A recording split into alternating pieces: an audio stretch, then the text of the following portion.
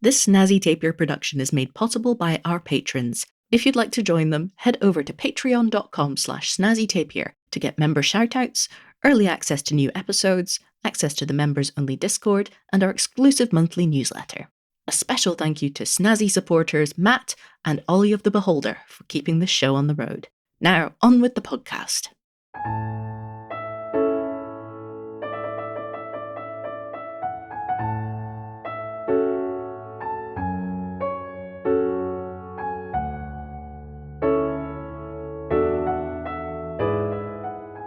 Hello and welcome to A Game of One's Own, a podcast all about solo and duet role-playing games.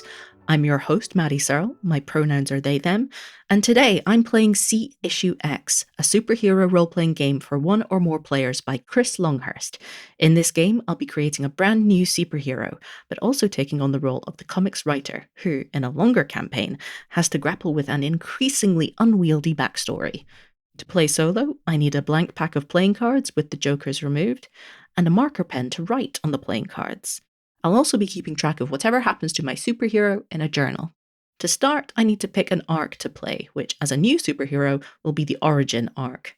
Each arc is split into parts, which tells me to draw a specific number of cards, assign cards to prompts based on their suit, and write details about my superhero on certain cards.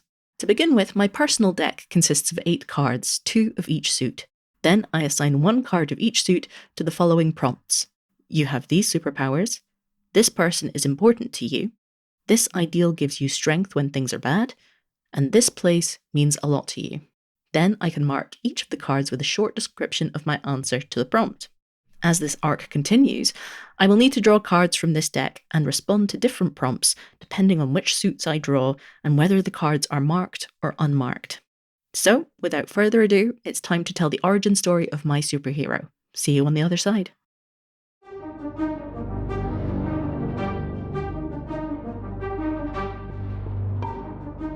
This is the journal of Fenella Keel. I need to write down what happened today so that I can remember that it was real. I don't want to wake up tomorrow and think that this was all a dream, or more likely a nightmare. If I get it down on paper, maybe it will all start to make more sense. I'm not holding out too much hope, though. It's the middle of summer. My best friend Charlie and I go to university in different cities, but when we come home for the holidays, we always try to meet up as much as possible. At school, we were inseparable, and these days, during term time, we call each other at least once a week, often more. For the last few weeks, he's been busy at his work experience placement. It's at a fancy private lab with an unbelievable amount of funding from some huge corporation. He's been studying biology at Manchester, so it was a great opportunity for him, even if he felt a bit queasy about the corporate ties. Meanwhile, I've been making a bit of extra cash taking on a few shifts at the Bookshelf. It's an independent cafe and bookshop that Charlie and I haunted during our last couple of years at school. Prestigious work experience placements are a bit thin on the ground for English literature students, especially these days. But the cafe is a pleasant place to be, and the number of RC customers is usually pretty low. I got off work about 5 p.m, which gave me half an hour to walk to the lab to meet Charlie.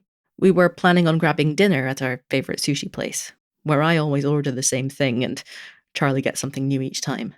But when I got to the front door of the lab, despite it being after 5:30 p.m, Charlie was nowhere to be seen. I assumed he was running a little late, so I sent him a text and sat down on a nearby bench. 15 minutes later, there had been no reply from Charlie, and no sign of him exiting the lab. Another few minutes passed, and still nothing. I started to feel nauseous with worry, which isn't unusual for me. It doesn't take much for my body to go on high alert. I walked up to the door of the lab and pushed the glass door, expecting it to be locked. To my surprise, it swung open. I tentatively stepped inside, calling out for Charlie. As I got further down the corridor, I could hear a muffled voice calling out for help.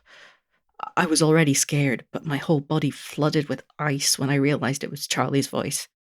It was coming from a room at the end of the corridor with a thick metal door, but the door had a circular window at head height. When I peered through, I could see that Charlie was trapped in a glass chamber in the center of a lab. He was pressed against the walls, yelling as loud as he could. A woman was pacing around the lab, dispassionately examining Charlie from afar and taking the occasional note on a clipboard. Suddenly, she turned her gaze on Charlie with a laser focus that I instantly recognized as different from before. As their eyes met, a crackle of something, some kind of energy passed between them. Instantly, he slumped down against the wall of the chamber, unconscious. At that moment, my whole body felt numb. My hands, which were pressed against the door of the lab, started to melt into the metal. While I was shocked, I wasn't completely caught off guard. I remembered an incident from several years ago that I tried so hard not to think about. I was 11 years old. I was in my bed, having the worst nightmare I'd had in years. No matter how hard I tried, I couldn't touch anything. I just passed through, like a ghost. Everything was shrouded in shadow, and I couldn't tell where I was. I thought I saw my mum in a dark corner, and I rushed to her, tried to hug her, but I phased through her too. Then I looked down at the floorboards I was standing on, and before I could stop myself, I was falling right through them. When I woke up, I found myself in the basement in the dark, lying among cardboard boxes and bags of forgotten gardening tools. I never told anyone about it, and tried to pretend it had never happened. But it did. And now I was phasing through the door of the lab trying to get to Charlie. At first, it felt like I was trying to walk through butter, and I almost panicked. But as I got used to the sensation, I managed to pass through the door and into the lab. The woman in the lab coat turned around and saw me. Now I was up close. I spotted a security badge on a lanyard around her neck, which identified her as Dr. Lee Gast. I expected her to be shocked, or at least surprised, but instead she just grinned at me. Fascinating. I presume you're here for my intern? I'm afraid he's indisposed. What are you doing to Charlie? I said, my voice trembling. Now that is proprietary information which I am unable to disclose. I would recommend that you leave the premises as quickly as possible. I can't leave him here. I suspected as much. Well, in that case, you have two options. Dr. Gast pulled a small device out of her pocket. Option 1.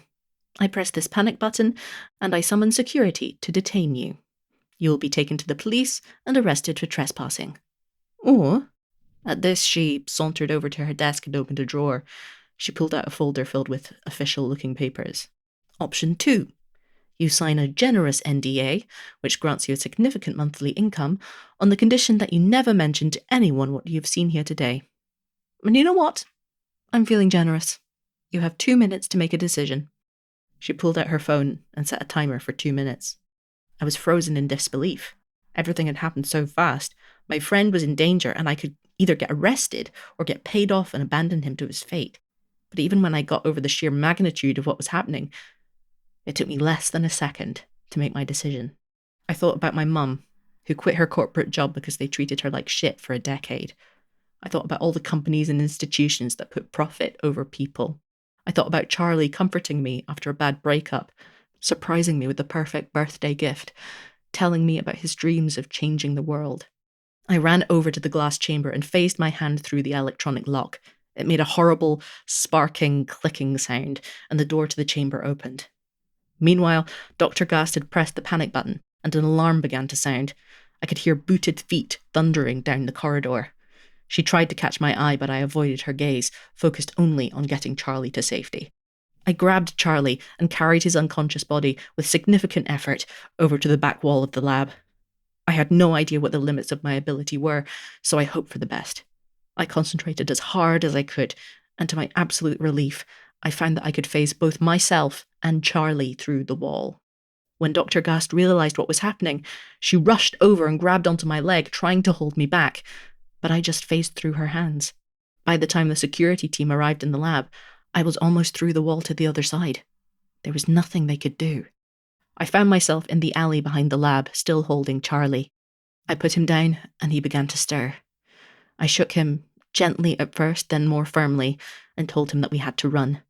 He finally woke up, and I ushered him as quickly as I could out of the alley and away from the lab. We checked into a budget hotel and are holed up for now. I don't know how good Dr. Gast and her goons are at tracking people, but I bet she can pay people who are. so we can't stay here for long. Having written all this down, I don't know if it seems more or less real than before. I just have so many questions. Charlie's waking up. Need to stop for now. I don't know if I'll be able to write again soon. We'll see.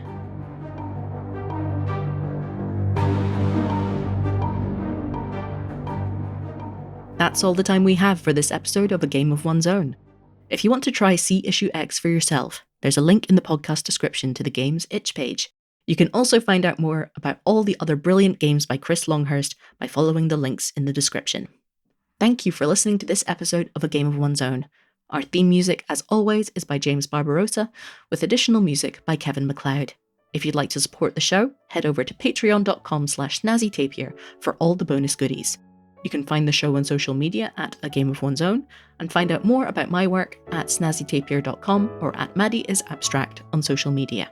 See you next time for more weird stories.